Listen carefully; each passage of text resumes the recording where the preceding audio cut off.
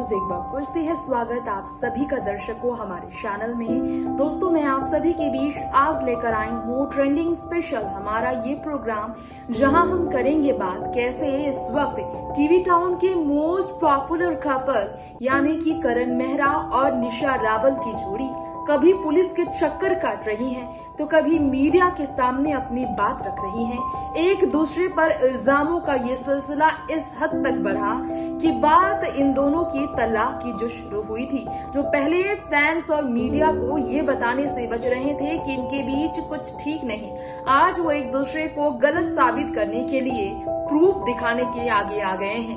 कभी निशा रावल ने अपना चोट दिखाया, तो कभी करण मेहरा ने अपनी सफाई में अपनी बात मीडिया तक पहुंचाई। वो नैतिक सिंघानिया जो सबके थे फेवरेट, उन्होंने क्या वाकई में निशा रावल का साथ नहीं दिया?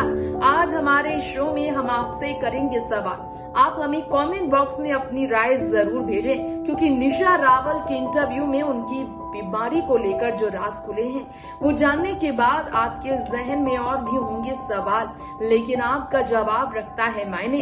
क्या करण है सही या निशा है सही? क्या करण मेहरा ने वाकई निशा रावल पर हाथ उठाया होगा? क्या लगता है आपको? निशा ने किए हैं जो खुलासे, जरा देखिए। स्टार प्लस के मोस्ट पॉपुलर शो ये रिश्ता क्या कहलाता है में जिस नैतिक सिंघानिया का रोल प्ले करने के बाद करण मेहरा को बहुत अच्छी खासी पॉपुलैरिटी मिली। उस करण मेहरा को इतनी बड़ी पॉपुलैरिटी मिलने के बाद भी जब आज अपनी पत्नी निशा रावल के साथ झगड़े की वजह से क्रिटिसिज्म झेलनी पड़ रही है, तो कहीं ना कहीं आपको बताना चाहेंगे हमारे इस रिपोर्ट में जो सच है वो ये है कि वाकई में निशा रावल ने जो स्टेटमेंट दिए हैं वो काफ़ी ज़्यादा करण मेहरा की करियर पर भारी पड़ सकते हैं। निशा रावल ने बताया कैसे उनके पति उन्हें काफ़ी ज़्यादा तकलीफ देते गए, चोट दे गए, उनका सिर पे चोट लगी, बैंडेज लगाया, काफ़ी ज़्यादा ब्लड आए थे। उसी निशा रावल का जब मिसकैरेज हुआ था, इस पर भी बात की है। निशा रावल ने बताया है कि मिसकैरेज के बाद कितना वो तकलीफ में रही। मिसकैरेज के दर्द को लेकर निशा रावल ने कहा, मिसकैरेज के बाद अपने बच्चे को खो देने के बाद वो इतनी ज़्यादा टूट गई थी कि उन्हें बाइपोलर डिसऑर्डर हुआ था। कहना है ये निशा रावल का इस पर। निशा रावल ने जो ये कहा है वाकई में हैरान कर देने वाला सच है। उन्होंने ये कहा जब वो बीमार पड़ी रही तो उनके पति उन्हें ट्रीटमेंट के लिए ले जाने से मना कर बैठे। क्यों किया उन्होंने ऐसा? क्या वजह हो सकती है कि निशा रावल को ट्रीटमेंट के लिए नहीं लेकर जा रहे थे करण मेहरा? सवाल ये है।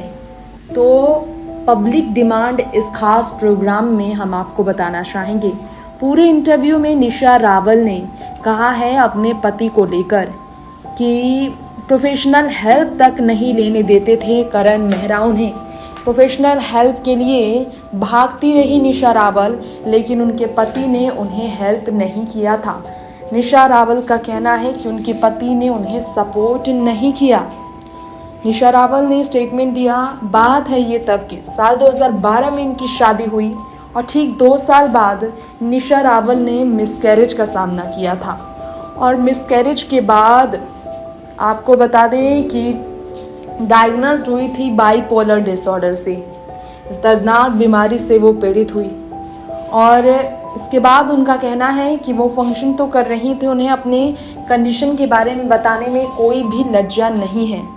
लेकिन इस वक्त टीवी के सेलिब्रिटीज़ जो डोमेस्टिक वायलेंस के खिलाफ रिएक्ट कर रहे हैं खुलकर, क्योंकि करण मेहरा पर इल्ज़ाम करण मेहरा की पत्नी निशा का ये है कि वो उन्हें मारा पीटा करते हैं, बच्चे की जिम्मेदारी, कविश की जिम्मेदारियां नहीं लेते हैं, करण का एक्स्ट्रा मैरिटल अफेयर है। तो ये सारी बातें सामने आने के बाद निशा ने अपनी तरफ से बात रखने का फैसला लिया है। स्टिचेस माथे पर लगाकर निशा आई सामने इंटरव्यू देने। गोरेगांव पुलिस थाने में शिकायत दर्ज कराने के बाद जब निशा रावल सामने आई तो उन्होंने मीडिया को अपना दर्द बयां किया। रो रो कर निशा रावल ने बताया कि जो करण मेहरा कह रहे हैं कि उन्होंने खुद से ही अपने सिर को दीवार पर मारा और फोड़ा, इल्ज़ाम झूठे लगाए हैं। अगर ऐसा होता तो फिर इतने लोग उनके साथ खड़े नहीं होते। मैसेजेस हैं निशा के पास अपने पति के, जिनके एक्स्ट्रा मैरिटल अफेयर की सच्चाई उनके सामने कुछ महीने पहले ही आई है। निशा रावल का ये भी कहना है। निशा रावल ने इस बारे में बताते हुए ये भी जानकारी दी कि उन्हें एडमिट किया गया था क्योंकि बाइपोलर डिसऑर्डर से उन्हें काफ़ी ज़्यादा दर्द हुआ। तो स्वीकार किया उन्होंने कि बाइपोलर से वो पीड़ित रही, लेकिन वो साइको नहीं है। उन्होंने उभर कर इससे सामने आने का फैसला लिया। वो कोई पागल नहीं है, वो मेंटल नहीं है। निशा रावल ने ये कहा, मैं मेंटल नहीं हूँ।